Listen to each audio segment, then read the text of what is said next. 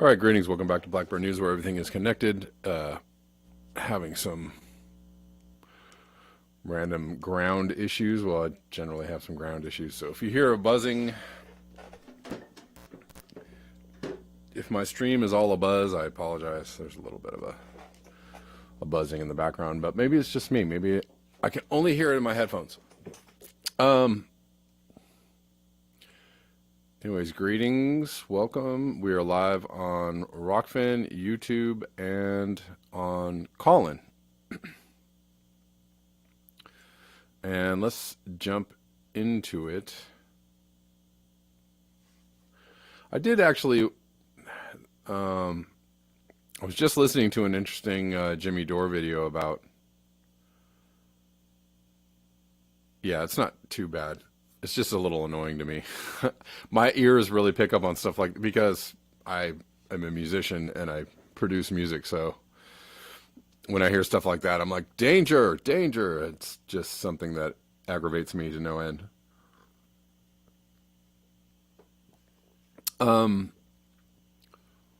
Yeah, I was listening to this video about how they're really facing some serious fuel shortages, and because of the Ukraine war, because Russia is cutting off their gas supplies, and that's one of the things that they said was that there was not degrowth, but less growth projected for their economy next year because of the shortage of fuel. And on one level, it's like, oh, that really sucks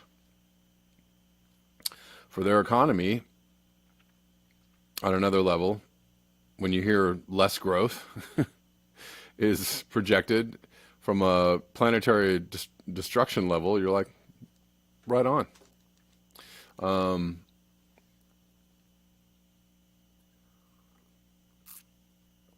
And to people who are collapse aware and who are aware of what's going on with climate change, a lot of those people understand how to live with a lot less anyways. They're already prepared mentally and emotionally. It's mostly the people that are just like, that wake up every morning expecting to just do the regular CFM things. All right, I know that's kind of mean, but just regular NPC things. Just I'm gonna wake up, do my things, have fun, go, I'm gonna go do the fun things, live my life, go get a gelato, whatever they do in Europe. But right, to those people, it might be like, oh, well, this is a little annoying. And it is annoying. It is annoying to not be able to do all the things that you thought you were going to be able to do. I'm sure it is. And it is annoying to have your pocketbook be impacted by inflation and other things. It's annoying. And for some people, it's very frustrating. But anyways, that's not the only reason that I just read an article yesterday about the severe drought and the water levels going so low on the Rhine River that things cannot be supplied, energy cannot be made, things cannot be produced in factories. So that's also something that's happening. So it's not. There are a lot of factors involved in this, right? A lot of people would like to say they're making this happen. And maybe they are. Maybe they knew this is going to be a knock-on effect of the Ukraine war. Be so. But there are other things at play as well. It's not the only thing. It's not either or. It's and. Always, this and that could be true at the same time. There are climate change things going on. And the lack of water is a thing. So I want to get into some interesting stories around the lack of water, mostly in the UK. But we'll start with this from Peter Dines. And I did want to say, I talked to Poppy brought up the fact that Peter Dines incorrectly said that CO2 has a half-life of 10,000 years. That is incorrect. It is, I guess 120, but some people also say it might be around 300. I don't know. But, I just did a little poking around, and Poppy sent me some things. But so that's not good, Peter, to misrepresent CO2 half-life in your tweets. So I think that Poppy actually said something to him, but it does. Remnants of CO2 do last in the atmosphere for thousands of years, right? It doesn't break down all right away entirely, and it takes thousands of years for the process to be complete. But the half-life is not 10,000 years. Anyways, Max Sarge says there has been a fish die-off in the river that joins Germany with Poland. Interesting. There's a lot of fish die-offs. Yeah.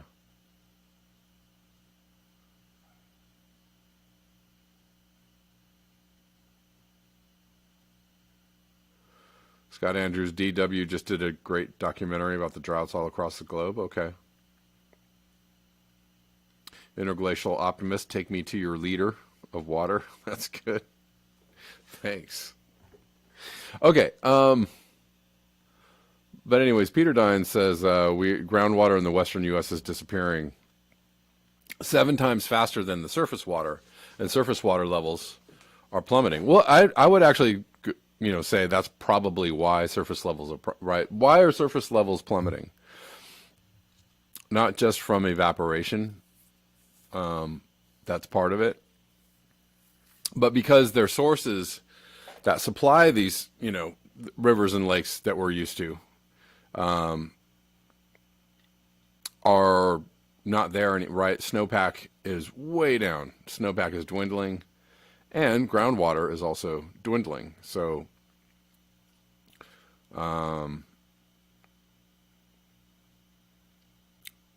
the sources that we get our water from are going away, and that's not good. And we'll get into this a little more. Mark Bevis sent me this. Hold on. We'll start with this before we get into that one.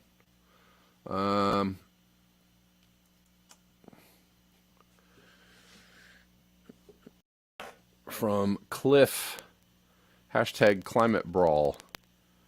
Oh, look, climate models are proving correct despite denial. Right. Amanda says, FYI, I am a California water policy expert. Oh, really? Do you want to, well, maybe Amanda, if you want to call in, feel free, because if you have any insight for us, that would be great. Anyways, observations in recent years have all been at the upper end of what the existing climate models predicted. Right. So just to go with the tweet, there's this whole thing about, they've been trying to make this climate change thing happen. They've been trying to create this, this false narrative of climate change. No, they were actually saying this is what's going to happen, and we'll get into it later. We'll talk a little bit about limits to growth. They said this is going to, this is what's going to happen, right? And for a long time, everybody was like, "Where's this disaster and doom that you predicted?" Right? And they're like, well, it's not, it's a slow moving phenomenon, it'll get here eventually. Now that it's here and people are saying, oh, climate change, they're blaming everything on climate change. This is ridiculous. They're making it up. Okay, wait, hold on. You don't get to just make up things, to fit whatever it is that you want to think about it. And where's the acknowledgement? Where's even the acknowledgement that limits to growth at one point said, there's still people that are like, oh, we have all the resources that we need. It's ridiculous. Humans can't be over consuming themselves out of habitat. That's just ridiculous. Not really, not so much. It sounds like a Geiger counter. Oh, that's something else. I think that's my phone. Anyways, yeah, what happened was scientists were like, hey, we see this thing, it's coming at us. It's not right away, it's not an immediate threat. That's why nobody took it seriously. Everybody was like, okay, ho hum. Oh, it's going to be here in like 50 years? Great. I'm going to go about my business making a lot of money, buying some boats or maybe some airplanes or maybe some homes. And I'm going to, I'm not going to worry about that because that's not going to be here for a while. And now that it's here, oh, they're trying to blame everything on climate change with this fake climate change thing. No, it's actually, now it is here. It is here. It has been a long time coming, and now it's here, and now, people are kind of, oh, I see, it's happening now. I get it. European drought drives up rivers, kills fish, shrivels crops. It's from the AP. Once a river ran through it. Now, white dust and thousands of dead fish cover the wide trench that winds amid rows of trees in France's Burgundy region in what was the Till River in the village of Lux. From dry and cracked reservoirs in Spain to falling water levels on major arteries like the Danube, the Rhine, and the Po, an unprecedented drought is afflicting nearly half of Europe. It is damaging farm economies, forcing water restrictions, causing wildfires, threatening aquatic species. There has been no significant rainfall for almost 2 months in the continent's western, central, and southern regions. In typically rainy Britain, the government officially declared a drought across southern and central England on Friday amid one of the hottest and driest summers on record. And Europe's dry period is expected to continue in what experts say could be the worst drought in 500 years. Again, we keep hearing this. It's a 1 in 500 year event. It's a 1 in 1,000 year event, right? Over and over. Climate change is exacerbating conditions as hotter temperatures speed up evaporation, thirsty plants take in more moisture, and reduced snowfall in the winter limits supplies of fresh water available for irrigation in the summer. Europe isn't alone in the crisis, with drought conditions also reported in East Africa, the western United States, and northern Mexico. Also Japan. I was just, they're listing some of the places, but many places across the globe are in drought.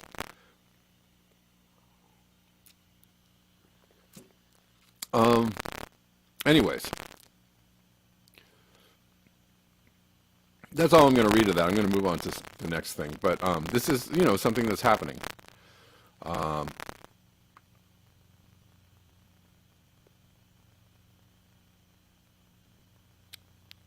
And, you can't really get away from it. It's a very simple, oh, it gets hotter. Well, it gets drier, right? Isn't that what happens generally? It gets hotter, it gets drier. That's where droughts generally tend to come from. Generally.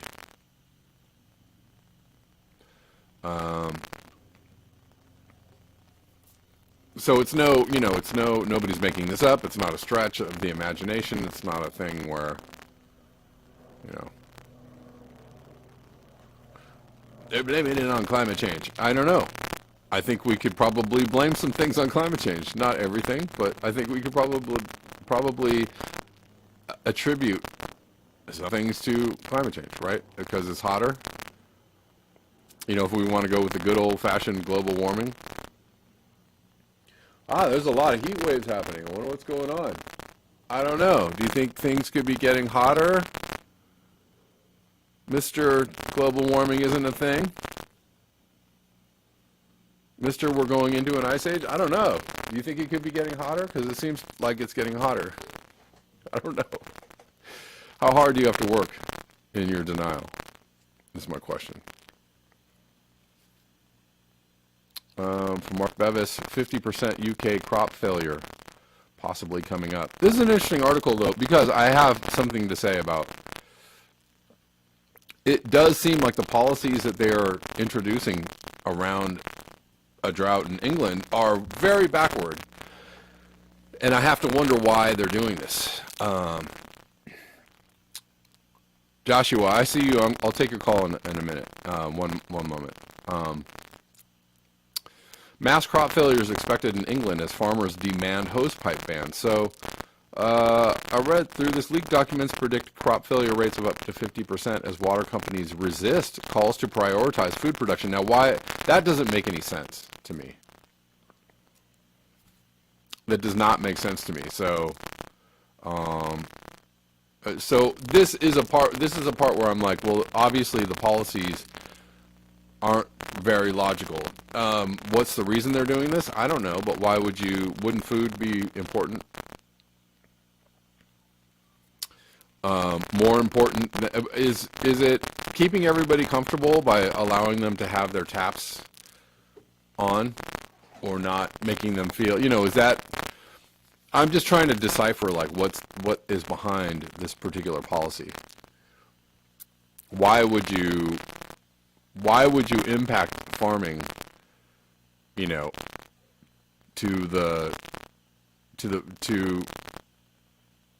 to give people like just freely flowing water? Like, why wouldn't you just impose water restrictions on people in general and say like, well, we need this water for farming? And I think everybody would go, sure, that makes sense.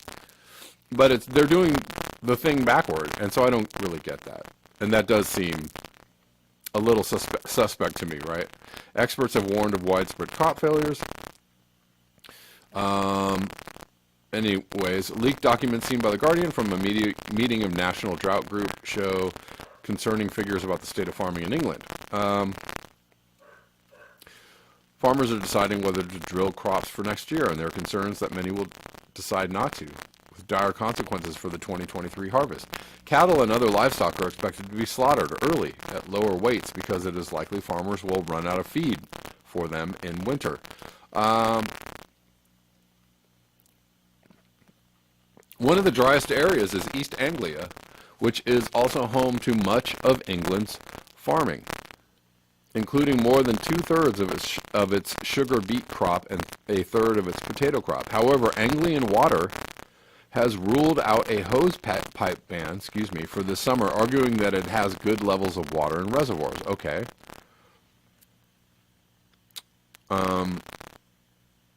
Spokesperson said today's declaration of drought across the region we supply serves to underline the seriousness of the situation, but because of the investments we've made and the support of our customers, we still do not envisage needing a hosepipe ban in our region this summer. All right.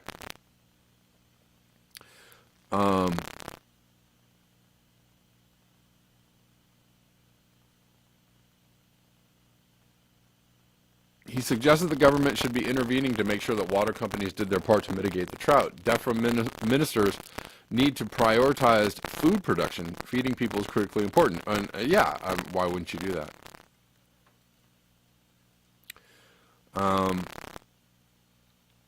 Anyways,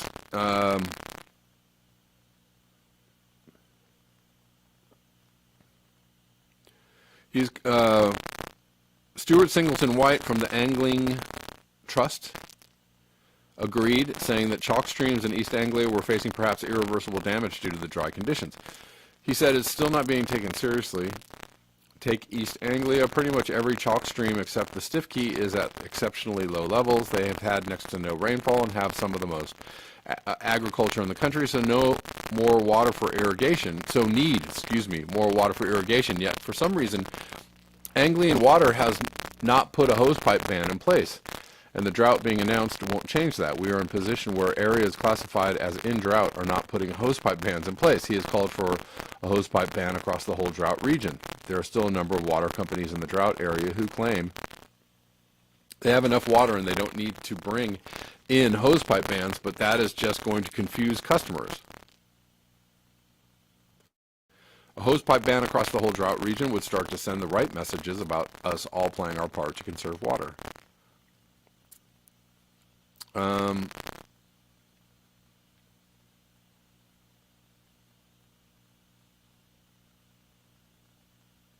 anyways, it's a strange article because it seems to be a little conflicting information and also conflicting as far as what they're doing about it. But I mean, it seems, that is also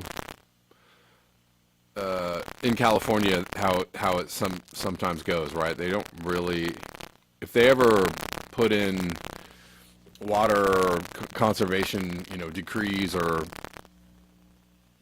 try to control what people use as far as water, they're usually fairly weak. They're like, please don't use all the water. Please conserve water. That's about as far as they go, even if we're in a very deep drought. Anyways, but it seems like there is obviously a lack of water going on in Europe because many of the rivers are running quite low. And they're predicting a 50% crop failure in England. That is, that's pretty severe, don't you think?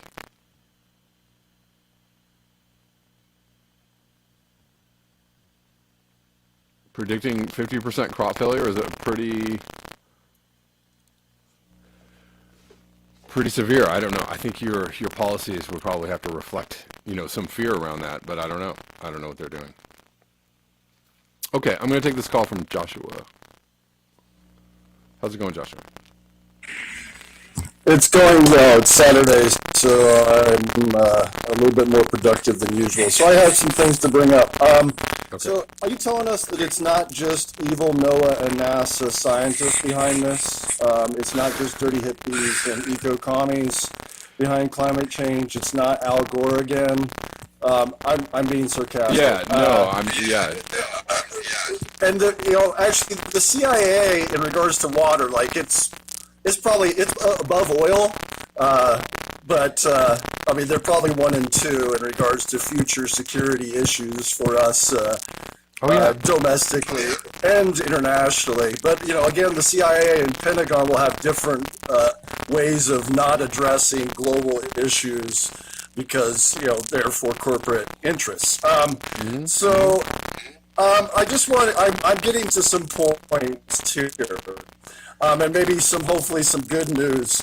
So I have really looked deeply, and I think people know this about me now, into hemp is a potential for biomass. I know you have maybe talked about it and you have some opinions on biomass, so I would like to be educated on your perspectives on that. The other thing, and also for carbon sequestration, phytoremediation, non-till farming, like cover crops, like doing it in a regenerative, circular, essentially a new paradigm in how we do agriculture as opposed to put implements and additives on our crops that are poisoning us. I know that's a panacea and a pie. Joshua. Go ahead. Joshua, Yeah. Give me 1 second. give me 1 second.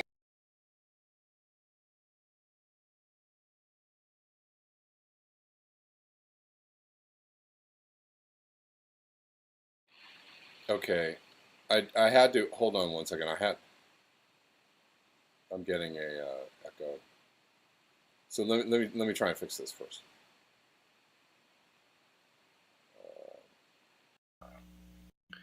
Okay. Okay, Well, we're still getting it. we're getting it. Is it any better now? I think maybe I'm getting an echo from you. Maybe I'm getting an echo from you. All right. I don't have a headset on. Let me just pick Yeah. up the phone. Yeah, that would be great. Maybe it's my voice. Anyway, I wanted to talk about geo-sequestering tech, like tech solutions and or geoengineering solutions, as potential short gap measures, which I think may have externalities we haven't fathomed yet. And how we're going to continue to support like crypto mining and quantum computing and the needs for silicon and lithium. And how much energy should go towards those things versus something like desalination on the coast. Yeah, well, you're covering a lot of ground, Joshua. Yeah. I know. but I'm hogging your mic because I mean you have Yeah, a mic in California and you have I would say a sympathetic audience to these types of questions. So, yeah. but Well, that's pretty much it. Yeah. I'm still hearing an echo from you. So if you're listening to the stream, if you could like mute the stream and just let's have a conversation, me and you. Yeah, because I'm hearing an echo from that. Thank you, thank you. Okay. Uh.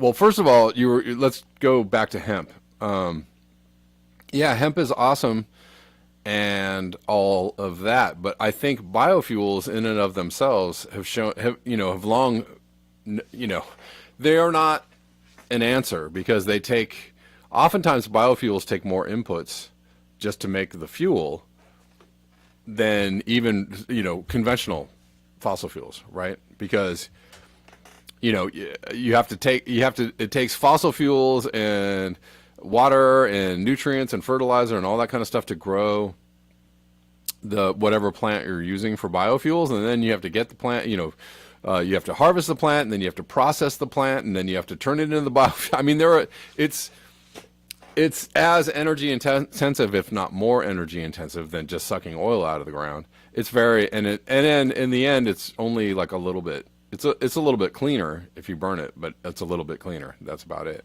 And so I don't have bad things about hemp. That I'm not saying like hemp is bad.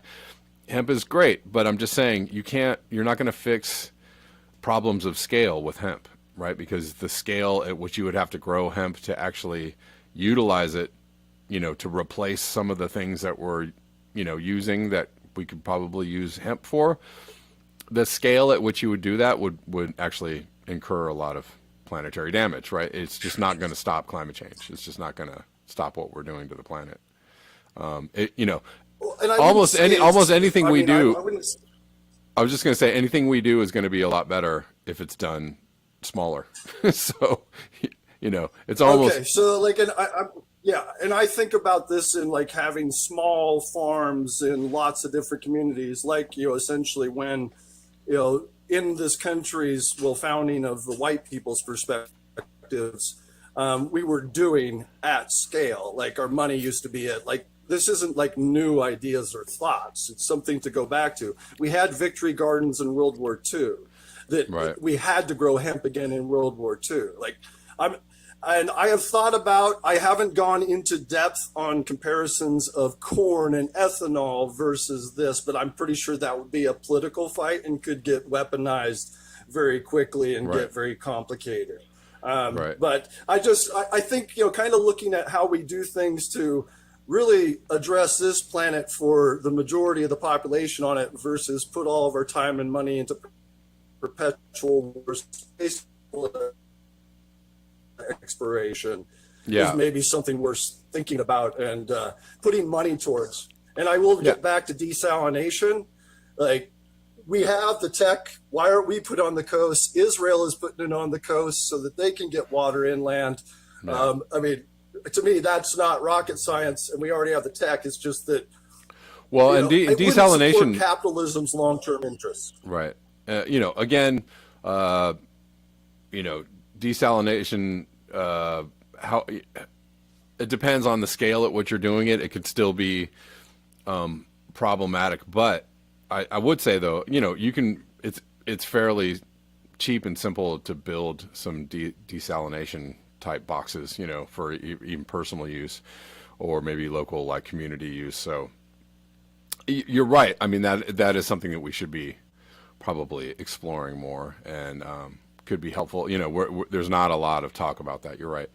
But thank you, Joshua. I appreciate the call. I think you dropped out there, but that's. I'm going to take a call from Amanda. How you doing? Hey, how you doing? All right. Thanks for calling in. So, first thing, desalination, however you want to say it, Yeah. has immense impacts on the planet because it requires a lot of power. Yeah. Right. Yeah. Because you're removing salt from water, and salt isn't just like table salt, chloride. It's also everything else that's in the water that has to be filtered out. Sure. So in my small community where I was on an elected board, it's a coastal community in California. Okay. They put in a reverse osmosis treatment plant in the last drought. Okay. It was not cheap. It will continue to cost them lots and lots of money, Okay. and it's still not permitted Okay. because the Coastal Commission had something to say about it. Okay. And Coastal Commission's important because they maintain the coast of California. What did they have to say about it? What were their problems with it? Their problem with it, so not to get too deep into the politics, the technical issues regarding desalination in California have been looked at both at the state level and by the Pacific Institute. Okay. And recently, this is not old shit, this is like recent stuff, right? Yeah. So the impacts are related to impingement and entrainment, which is just fancy long words for saying sucking in living things when you're sucking in water. Yeah. Yeah. There's difficulties with construction because if you don't have an open ocean intake, which California, the state of California, it's you can't do that anymore. Okay. Have an open intake. Right. Right. Other places in the world you might be able to. Sure. So you have to do a subsurface Got it. intake, and you get less impingement and entrainment, but your construction costs have skyrocketed, and Sure. you have to figure out whether you're going to be in state waters because then it's state land, or if you're in international. I mean, there's Yeah, a yeah. lot of, Sure. It sounds like there's especially in California, there's a lot of competing regulatory agencies that are all trying to manage the resources so they don't get destroyed. Uh-huh. Right? That's the point, I think. Yeah. I hope. Yeah. Of Well, those kinds of resource agencies. what do you think about the smaller? But I've seen. that's- I just want to ask you if you've seen. Yeah. There are. Please. I've seen quite a few videos and presentations of like smaller, like solar powered desalinization, like boxes or what do you think about those? I mean, obviously you're not gonna supply like a big city with that kind of water, right? But maybe like a smaller community. No. What do you think about that? You could have drinking water for that. Right. You wouldn't have water for sanitation. You wouldn't have water for fire extinguishing. Sure, You wouldn't right. have. It's a very and It's a slow when you process. talk Yeah. Right. Yeah, and when you talk economies, and if you want to make it go faster, you have to put in more energy, right? Right. So then you're back to where do you get your power from? And if it's solar, can you collect enough solar to actually produce enough water? Because if you're doing it seawater desalination, so the biggest problem, I haven't even gotten to the biggest problem with desalination yet, Okay. believe it or not. Okay. So if you're doing seawater desalination, you're probably going to get about 50% product Right. and about 50% waste. Right. So about 50% of what comes in, 100% comes in, 50% goes to waste, 50% you get water. Mm-hmm. Well, that's a lot of waste. Yeah. And that waste isn't just chloride. It's everything that's in the ocean that's not H2O. Right. So you're treating it with reverse osmosis, which is extremely energy intensive process, Right. twice, and Right. then it goes through a UV system, Mm-hmm. and that's after it comes in after initial filtration. So Yep. then you've got all of this waste. So if I want for every gallon of let's make it easy. So for every gallon of water that I make, I've got a gallon of waste. Right. Sure. And then, yeah, then that creates a Where, whole other, what am I a gonna whole other what am I gonna issue. do with that? Right, right. Right. What am I gonna do with that? Now I've concentrated a bunch of pollution from the ocean.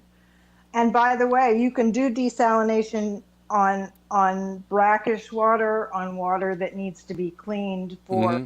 because it's been in agriculture. They talk about having desalination plants in the Central Valley in California Uh-huh. to do everything but denitrification because reverse osmosis can't do denitrification. I Okay. can't believe all this stuff is still in my head. It's Right. all super technical. I'm sorry. Yeah, no, it's all good. the Well, point the yeah. point is that for every gallon of fresh water that I can send through the pipes for people to flush down their toilet with their poop, Hmm. I've got a gallon of waste that I have to deal with. Right, right, right. And there's Which, agencies that consider that hazardous waste. sure. So now what are you going to do with it? You can't just dump it back in the ocean because guess what? Coastal Commission doesn't like that. Neither does NOAA. Yeah, where are you going to put the waste, right? And then Correct. that creates, again, another. Correct. I mean, well, thank you for Amanda. Thanks for calling in. I'm gonna I have to let you go because I need to cover a few more Yes, things please before. do because Thank you. I could talk on It's this all for good. days and days and days. It's all good, but thank you for the info. And yeah, you bring Yeah, up really sure. great points.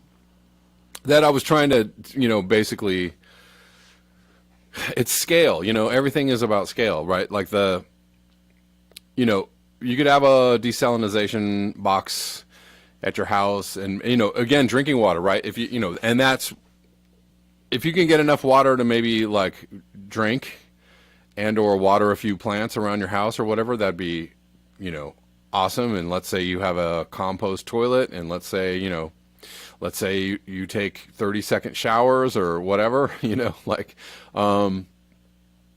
right?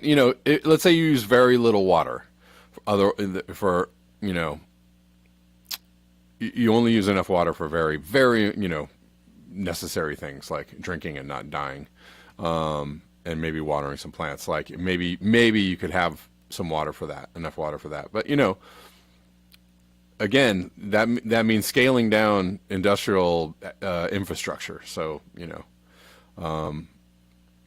desalination plants. I mean, yeah, we'll probably have more of those. But again, that creates all of that creates more problems of scale and infrastructure, which is infrastructure is destroying the planet, right? Infrastructure is the thing that destroys the planet, and they're telling you that the answer to climate change is going to be make different infrastructure. I can guarantee you that different infrastructure you're making is going to destroy the planet just as nicely as the current infrastructure we have is destroying the planet. So what you want is less things, less building, less infrastructure, less of all of the things.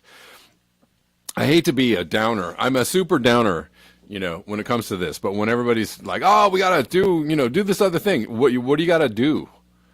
As soon as you say, we need to build these other things, or we need to build resiliency, or we need to make these other things, I'm like, you already lost the plot when you said the word build. Like, no, what you got to do is not build, or degrowth means maybe even dismantle some of the structures that we have, right? There are lots of organizations involved in like breaking up streets and cement parking lots, and right, because all that just stuff is just sitting there destroying the planet, right? We need to talk about degrowth. Degrowth means on some levels not destruction but deconstruction, right? We need to deconstruct all the things that we built. We don't need to build some more things. And it's just, I don't know. Yeah. So if the answer is to build a bunch of things, I don't know if that's the answer. But I think, there might be things on a very small scale or on a very targeted scale that are probably necessary. That would probably be helpful, but I just don't, we really have to mull that over. We really need to think about that one. Fantomas, I see you. I'm going to take your call in a couple of minutes. Max Wilbert says, it really is quite simple. We must protect the land. People keep trying to complexify Thacker Pass, but it's really simple. If you destroy the land, that's not good for the planet. It's bad for the planet. Blowing up mountains is not green. Pumping products out of factories isn't green. That's it. He just summed up exactly what I said. And that's what protecting Thacker Pass is about. It's just like, stop. Just don't do the thing. Don't do the thing, right? Whatever it is you got in your mind, oh, we're going to, no. Stop right there. Okay? Just stop. Just the answer is likely, the best answer is likely not doing anything or figuring out how to do less of something. That's likely the answer that you really want to go for if you're talking about mitigating climate change. Or let's say you're not going to mitigate climate change, but mitigate destruction of the planet. More flash floods floods everywhere, floods. More flash floods in Vegas, Las Vegas Strip floods again as the wettest monsoon season in 10 years soaks the region. I wonder what's going on. I don't know. Is it, is it HARP, as Joshua said? Is it NOAA and NASA with their evil HARP rays, or is this just, what happens when it gets warm on a planet? There's leaking in the casino, just ruining everybody's good time. Oh, poo. So that's happening. All right, I want to get to this video at the end of the show. Because I don't know if I'm going to have much more time. I want to play this video that Jim Pye sent me, which is someone talking about we're talking about mineral mining, doing all the things to make a new, like a green economy or a renewable energy economy, and how that is not going to work. And he actually references limits to growth, because what limits to growth said is actually verifiable scientifically, right? It doesn't matter. Oh, it was the Rockefellers that made limits to growth. It was the bad people that funded limits. It doesn't matter. It doesn't matter if those people funded limits to growth or were involved in any way. What they showed was scientifically correct. You have to separate the science from that is just as unintelligent, saying stuff like that. Oh, well, we know the limits of growth were Rockefeller funded, so what they're trying to make this climate change thing. No, dude. It's that is just as unintelligent as saying, like, well, Trump said it, so it's false, right? The people that are all like, he just lies. He just opens his mouth and he lies all the time. And so everything that Trump says all the time is always false, right? That we know that's dumb, right? Because, Trump says some stupid things, he says some lies, and he actually says some things that are on the nose, right on the money. So you can't actually, it's like, oh, the source is bad, right? It's like people that, oh, you read that from Zero Hedge, that means it's, fake news. I don't know. I think they're a mixed bag, right? Some of the things they put out pretty on the money, some of the things they put out not so good. And you can say the same thing about mainstream media, right? Mainstream media is famous for lying to you if it serves their purposes. But that doesn't mean that every single thing that they put out is absolutely false. That is just unintelligent. So again, to go back to the whole, like, oh, Clever Rome and the Rockefellers funded the limits of growth there. That doesn't mean the science is bad. That doesn't mean the science is wrong. Okay, maybe there were some weird people involved. All right. But that, again, you're blaming, you're nullifying the information based on the source, which is something that unintelligent people do. So let's not do that. Let's look at the actual science. Let's go into it. Let's understand it, right? And then you can say, like, well, I don't like the people that were involved in this, but the science was pretty solid.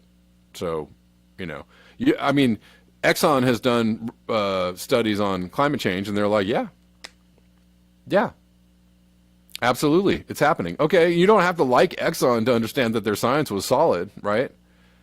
Exxon, not good, not a good corporation. You don't want to listen to Exxon for, you don't want to, like, be friends with Exxon or be buddy pals with Exxon, but the science that they got about climate change and that they did internally was, like, on the nose. So it doesn't really matter who did it. So let's stop. Please stop this. Oh, the Clever Rome. It's like every time I hear people say that, I'm like, you're being just as goofy as people on the left that do that. about around Trump or around, anybody, whatever. Pick your poison. Anybody on the right. Oh, they're on the right. That means it's fascist. Blah blah blah. We can't listen to anything they have to say whatsoever because nothing they ever say is ever true. I mean, come on. Anyways, let's listen to this video because it's quite. Actually, before we listen to this, Phantomas, I'll take your call for a second, and then I want to play some of this video. Well, that's good because I'm only going to be a second. The thing about people right now are probably saying that Salman Rushdie was stabbed in the neck because of the Illuminati. I mean, that's where we're at right now. When anything bad happens in this world, we're instantly brought to that. But the one thing I wanted to bring up was the fact that you said growth. And you know what? We do need growth. We need growth of the vines and the shrubbery and the moss all over our buildings, just like it happened in the Amazon jungles. That's what needs to happen, and I'll leave it there. Mm-hmm. Right on. Right. Growth that is not, human-centered. So continue on with the video. I'll talk to you later. Okay, thanks, Phantomas. I appreciate it. All right, so Jim Pye sent me this. This is interesting. We're going to listen to this. And hopefully there's sound on this. Hello, sound. I'm having issues with videos playing and not having sound. Yeah, okay. Maybe we can do this. Try it again. It's weird that this is happening on YouTube as well.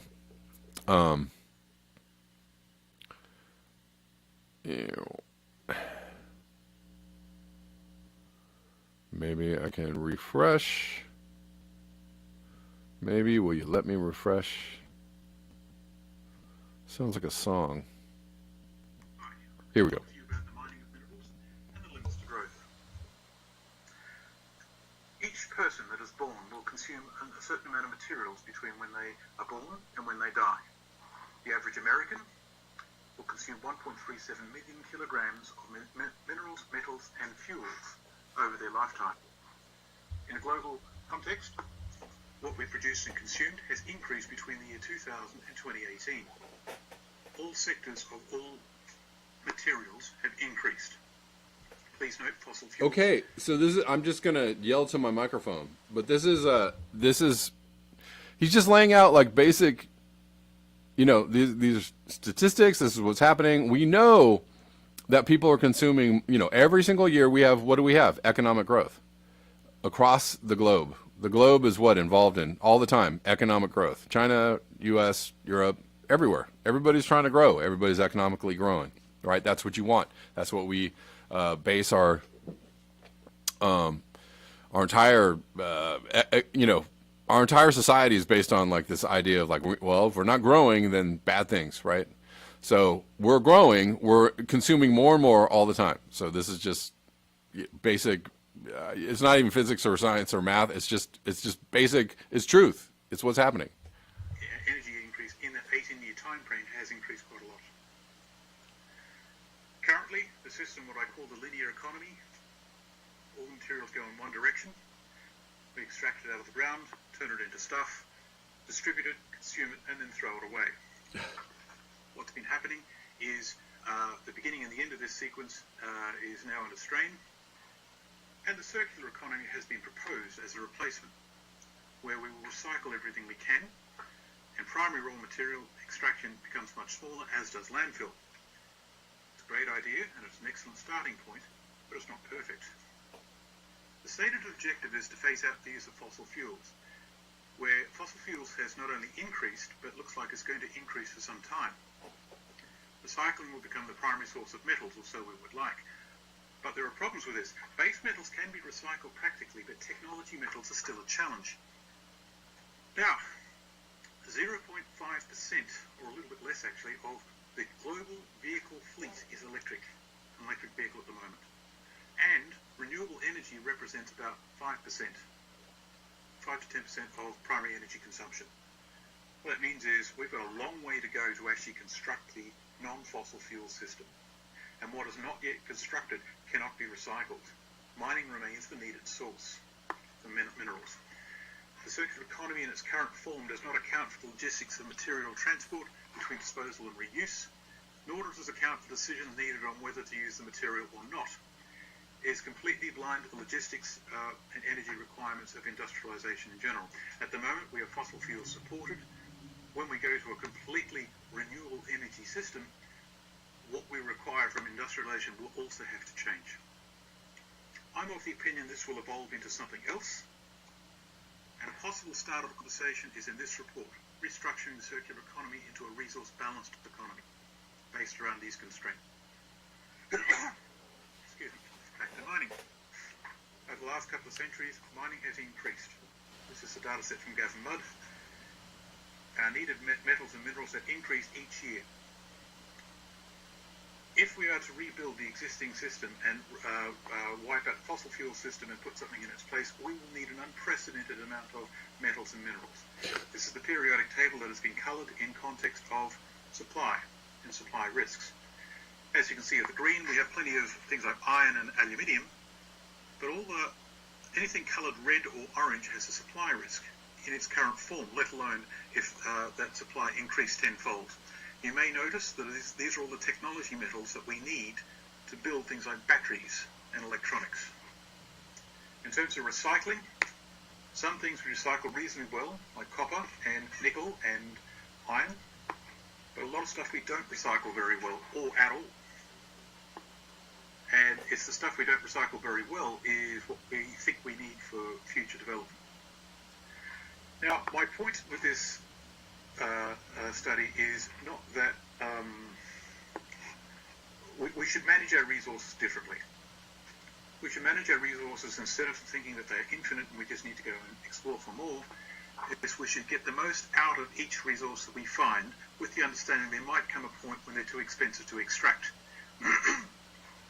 Valero in 2014 did a cradle-to-cradle assessment of a number of materials. And you can see we do have everything comes through like a Hubbard-like peak. Whether these numbers are correct or not, it does highlight the fact that we should, as in when these peaks happen, it does highlight that we really should be looking at our minerals differently. This graph had the Australian mining industry in a spot of bother a couple of years ago. The multi-factor productivity index in Australia started to decrease in the year 2001, and it kept decreasing in spite of efforts to try and turn it around. This was the index which looked at the efficiency which capital, labour, materials, services and energy are utilised to generate a unit of product. This included the biggest boom in mining history from 2005 to 2012. So let's look at that. This was a study done in 2011 on the gold industry. Between 2000 and 2009, much more ore was shipped and moved and processed, but gold production went down. In the same time period, 12% more employees were employed, and the productivity of those employees per person year, was 17.6% better. In that same time frame, though, the productivity of kilograms of gold per person year was 18.9% worse. What's been happening is yield has been decreasing. They're having to shift more ore to get the same unit of metal.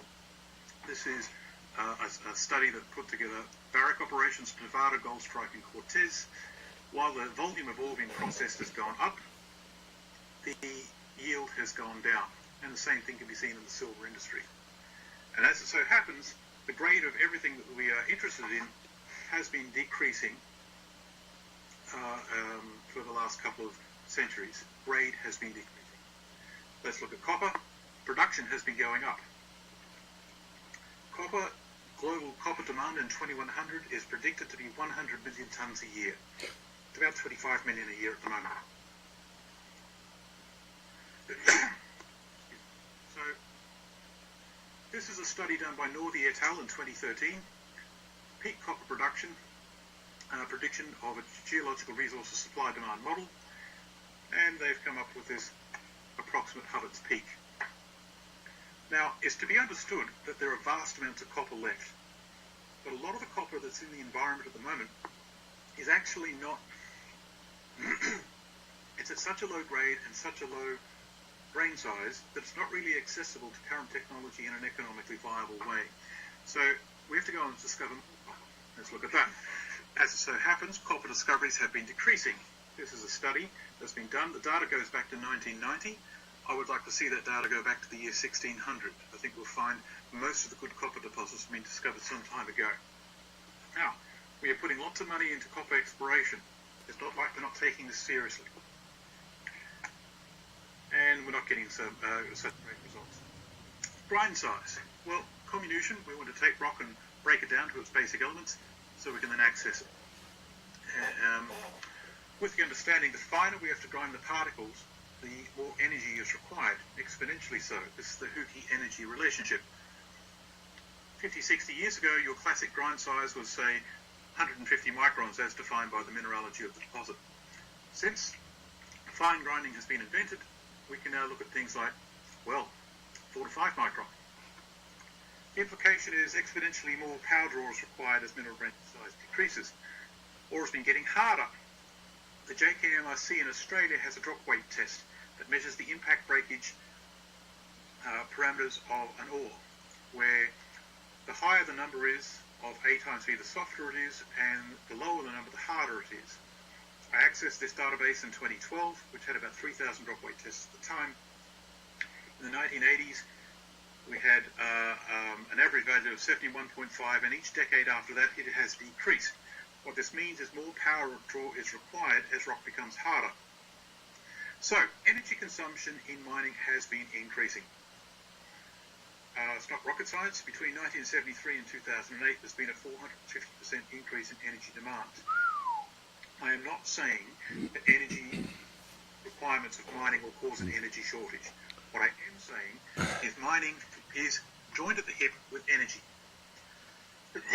Here is an index as actually correlated by the World Bank. The metal price index is a group of metals, and the crude oil price index as well. They correlate very well. Wow. Before to the year 2000, they didn't correlate as strongly. Okay, hold on one second. Energy and mining go together. All right, this is a great video. Very interesting video. Anyways, I'm gonna stop playing the video there. I suggest people go watch this video.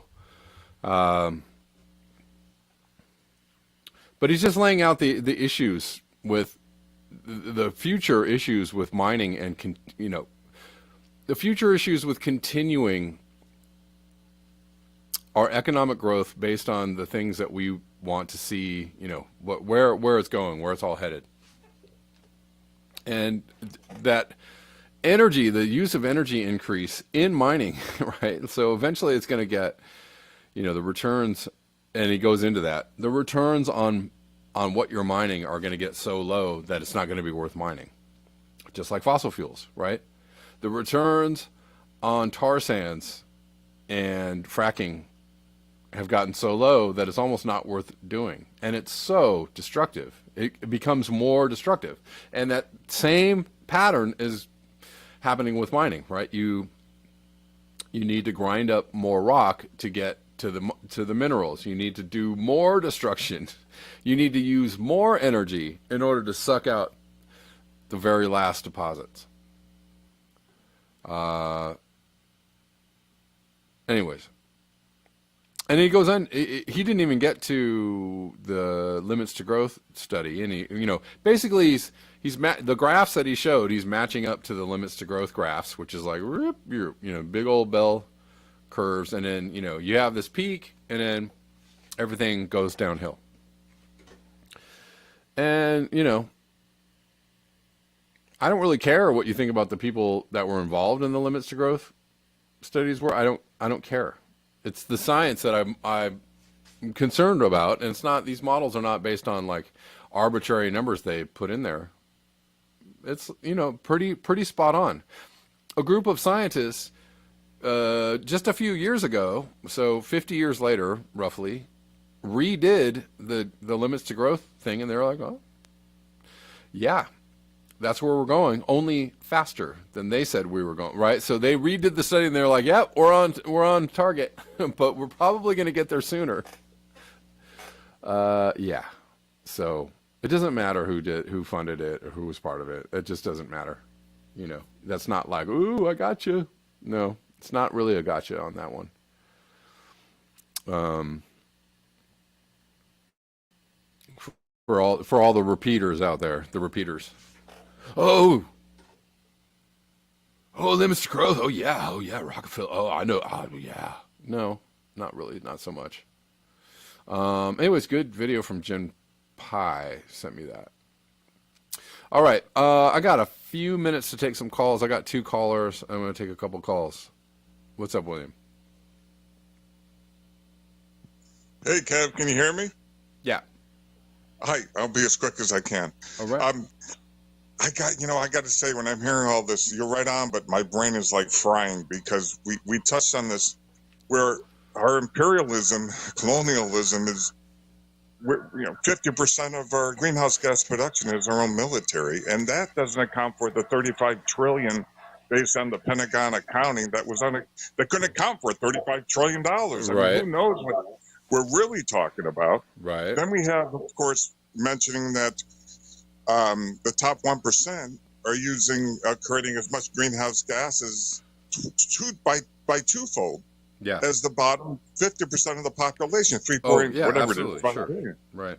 So what I'm getting at, and then we have the top 100 companies in the United States that are responsible for the most greenhouse production in the world. Basically, they're international, obviously. Right. And you touched on that. So then it comes down to what can we common folk do? Right. Let's be honest. Well, I mean, know? that's a really good point though that you brought up. Like, so these 100 corporations that make all the greenhouse gases or are polluting. Well, what are they doing? They're making stuff that we buy. Right. So there is actually a symbiosis between what we do and what they do. Right? Because they wouldn't make all those gases, greenhouse gases or pollution if we didn't buy their stuff. Right. Okay. What who are they making, they're doing all the polluting. This again is another point that people say, well, it's kind of like blaming the fossil fuel industry, right, for climate change. Like, okay, sure, yeah, you can do that. But, everything we do and buy and use and touch has fossil fuels in it, right? So some form of fossil fuels in it. So they, sure, they're responsible, but if we stop the fossil fuel industry tomorrow, right? Or even if we took it down 50%, if we cut, 50% of, the flow of fossil fuels, if we were just said, that's it, we're not doing fossil fuels, we're going to start with a 50% cut tomorrow. Can you imagine the pandemonium that would happen? Like, I mean, it would be absolute collapse in a hot second, right? The entire economy of the world would collapse, and that would be that, and it would be over. And so we're in a catch-22, on some levels, and that's why people talk about the idea of degrowth is something that people talk about, and it's the idea that we can possibly manage, walking back down that ladder of energy use, little by little, or hopefully, a little quicker than little by little, but, walking back down that ladder to a point where, okay, we don't, I mean, the other thing that you said that's actually right is so the poorest 50% of the planet, use, spread out, they use very little energy, but what's common among the 50% that don't use much energy? What's the common thread? What's the common factor? What's the common factor? They're poor. Exactly. Exactly. So, it's almost something that's like does not compute. But if you really want to, say, and I see why people are so mad about anything that is proposed in response to climate change. It's like, well, they want us all to be poor and the whole thing about let them eat bugs, Klaus Schwab, and you'll own nothing and be happy. Okay, all that sounds bad to people that expect that to go on forever. But it's like, I'm not a fan of Klaus Schwab, and I don't like him, but again, yeah, if you separate the personality from the actual message, actually, whether you're happy or not about it, it doesn't really matter. We're going to all have to, we're all going to have to take a pay cut, in order to, everybody's going to have take a pay cut. And, so whether we choose to or not, that's the thing. You don't even have a choice in it. So, because if we keep destroying the planet, climate change is going to come kick everybody's ass and take everything away from you anyways. You're going to lose all your stuff. So you could either agree to it and go, well, maybe we can manage this and not have chaos and pandemonium and everybody dies, or we can kick and scream about it and we have chaos, pandemonium, and everybody dies. So it's a terrible choice. It's kind of like voting for Biden or Trump. It's Can I respond real quick? I know you got another caller and you got a limited amount of time. Yeah. Okay, as quickly as I can.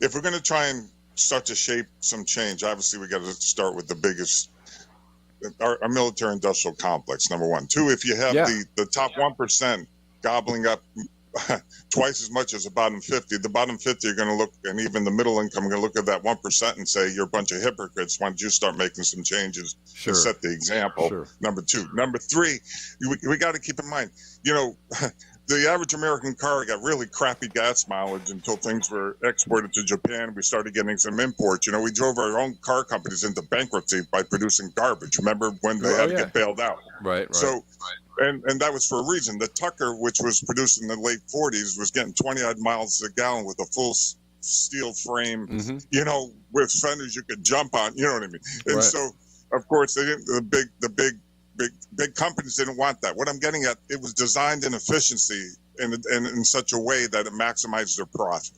You follow what I'm saying? Yeah, sure. In other words, the big oil gas company, they crushed the guy who was producing the car back in the 40s. We can't have that. Yeah, exactly. No, we can't have that. No, not to mention all the safety things he was bringing in. But so, and then just jumping ahead real quick, because I know you got another caller.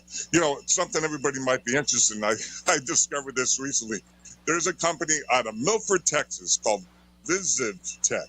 Okay. They're using Tulsa's, remember the Wardenclyffe Tower? The whole idea of creating energy, clean, safe energy with low frequency waves, surface waves based on the ionosphere charge versus the earth charge. That was Wardenclyffe Tower. That was Nikola Tesla.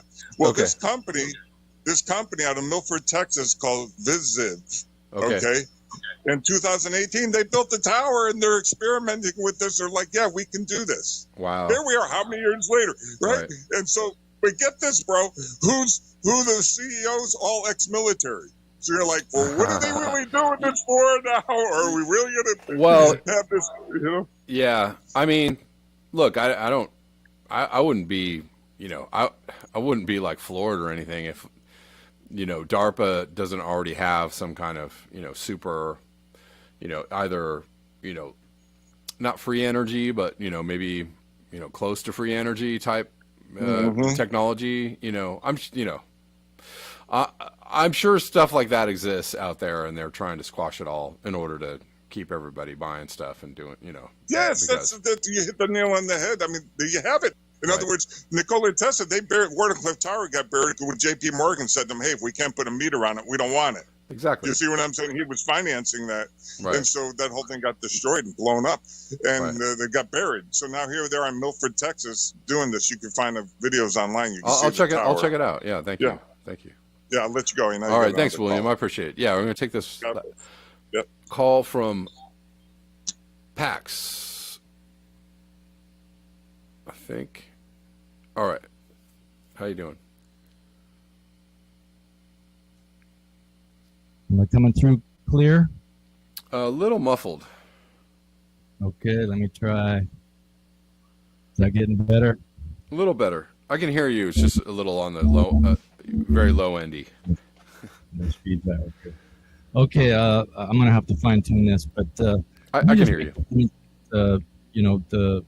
The ruling class, basically the global ruling class, I think they're just absolutely terrified that if the bottom 50% of the global population industrializes, that the earth is going to burn, and they might be right. The way that we have industrialized as Western civilization. Right. Well, I mean, I don't think that's very, it's not like an evil plan kind of scenario to me so climate change has been predicted or for a long time, right? Or global destruction has been predicted for a long time, but the people in charge were just like, whatever, we're going to continue, raping the earth and selling you, all the goodies that we possibly can. And then they get to a point where it's like, oh, I see we're going over the cliffs now. So now they're rightly worried about it. Like, just because they're the people in charge and they're, the bad people, doesn't mean that, they can't actually see something for what it is, right? Like, it's, it doesn't make the idea itself evil. It's just that, they see what's going on, of course. And most people don't even understand what's happening, right? So, right. Most people are very. Environmental worries. They're flooded throughout the mainstream, but it's really this. It's in the context of, oh, but we can't do anything about it, kind of way. Sure. But I just think that Western civilization, we're ruled by a very specific type of like sociopathic personalities. I really feel this. Sure. I mean, compare it to the progress that China has made, and I know they've industrialized very quickly, and they've had problems with environmentalism and stuff, but they have accepted like the UN agreements and these goals for industrializing in a green way. And there's many different areas where they've really, and because they can mobilize, because they have a one-party system, because they have a dictatorship of trade or whatever, they're able to. It's unfortunate, force their economy into submission, right? For the greater good of everybody. Yeah. So This is why I just think we need to have a greater imagination and greater collaboration, and I don't have a lot of hope for what Western elites, just the vestiges of this Anglo-American empire right now. Yeah, well, you're not gonna get them to tell you the truth about what's going on, because that would be the end, and that's I think what's really happening is that they're just trying to control. They're trying to manage the collapse. It's not, a lot of people are saying, oh, they're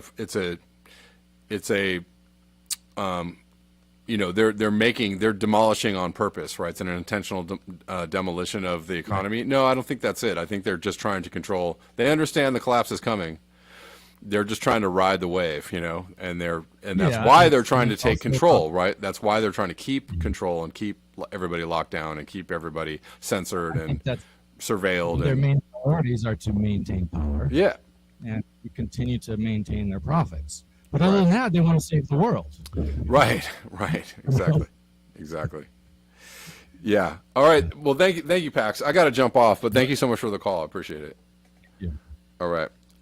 Thanks so much, everyone, for hanging out with me on Callin, Rockfin, YouTube. It's good to see you all today. I will see you all tomorrow at starting tomorrow, the new time of the show. I know I keep changing the time. No, it's annoying, but we'll be doing noon Pacific Daylight.